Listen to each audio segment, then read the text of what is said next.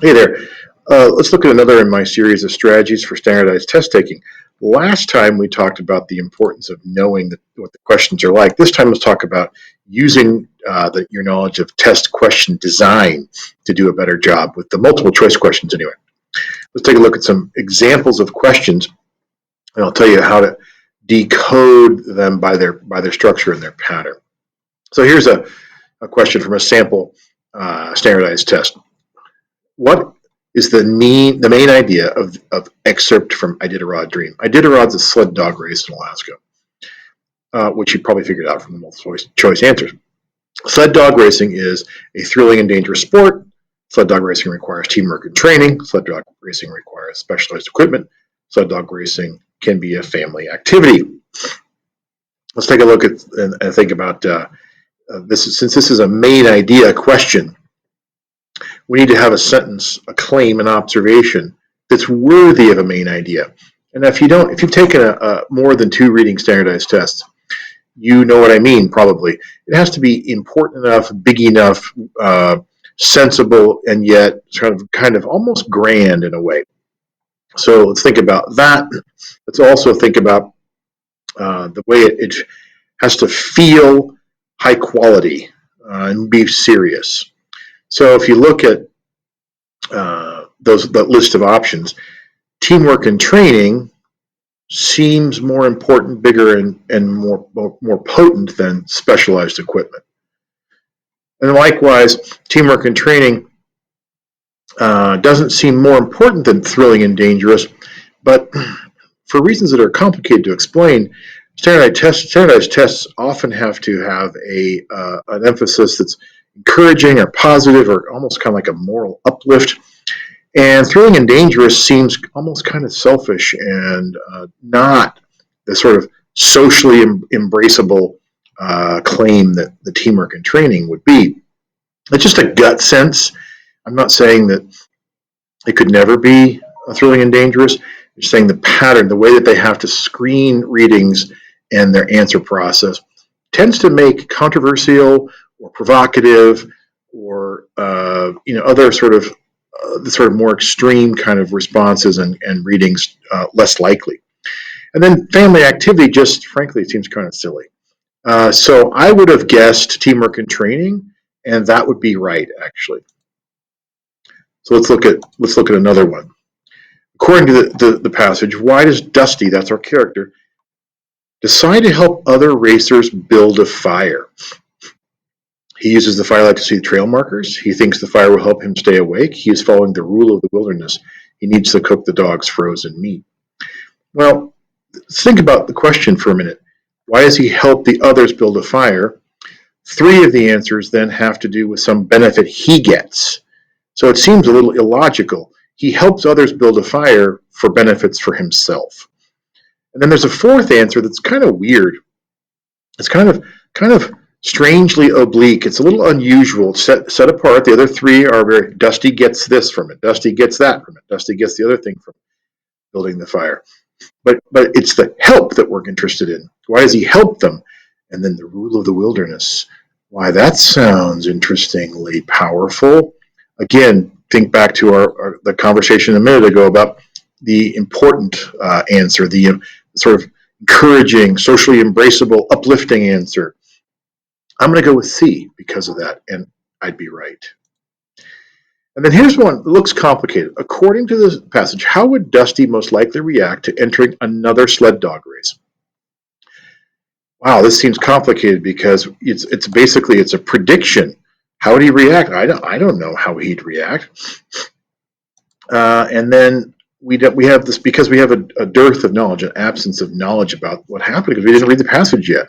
But is it so difficult? Each one is he would be, and then some adjective, hopeful, nervous, excited, anxious, because, and then something thereafter.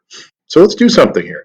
Let's cover everything from because onward, and we got 4 adjectives: hopeful, nervous, excited, anxious. And I'm going to suggest we use that. If anybody ever tell you, in doubt, go to the most potent word, the most powerful word, the most evocative word. And for me, they're all somewhat evocative, but excited.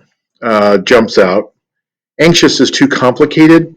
It's got too much range of possibility, and frankly, I don't know if anxiety is something. Again, the test being the way it is, I don't how they can how they what passages they can put in the mix, what kind of answers they can offer. Anxious seems uh, a little too, and nervous as well, a little bit too complicated. Hopeful maybe, but excited seems more powerful. If I had to choose just based on this, I'd go with excited, and then uh, cover up the rest. The rest of it, the other direction.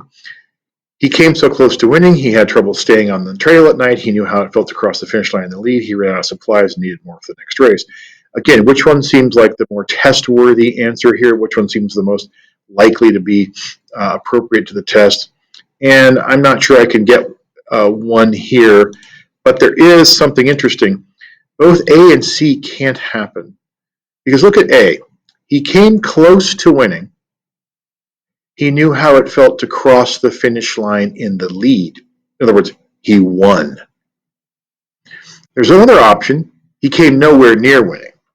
We got two. A and C can't both happen. He couldn't come close to winning and cross the finish line in the lead. So one thing I want to say is I don't think they're going to have one or the other of those be the result. And it seems strange to me. They took such pains to describe winning. He knew how it felt to cross the finish line in the lead. They didn't just say he knew what it was like to win. He'd be excited. He'd be excited because He'd be excited because he won. Like, why is that so complicated to say it that way? And it could be, well, don't want to sound too overly anxious for glory in the victory. And sometimes they word things in odd ways to kind of throw us. So I'm going to go based on those two things. A and C can't both happen. I doubt they'd put both in there that are wrong. I'm guessing one of those is right. I like excited better than hopeful, and I'm going to go with C. Now, if nothing else, you've pre-read these answers. You guessed at this. Actually, if nothing else, now read the passage to see which one of these things actually happened. My suspicion is he's not going to have trouble staying on the trail at night and also cross the finish line in the lead and also run out of supplies. One of these four things is going to happen. So that would make the answer obvious. So you don't have to guess at feeling, his adjectival feeling here, because nervous, hopeful, excited, anxious. You just have to know which one of these actually happens. And in fact, in the decoding of this, in the test booklet that talks about this, it's not a prediction question, it's a comprehension question. So if you pre-read your answers, think about them, guess, you can probably narrow it down to 50-50, and then the reading becomes confirm my suspected answer. Not I read and what do I do with it, but I know why I'm reading, and I think I even begin to know some of the answers. I've narrowed down the answers pretty effectively. So use some of these strategies as you think about how they have to construct test questions in certain kinds of ways. And the answers are going to be in patterns that you probably recognize without having even thought about it. So use that to your advantage, I hope. Thanks.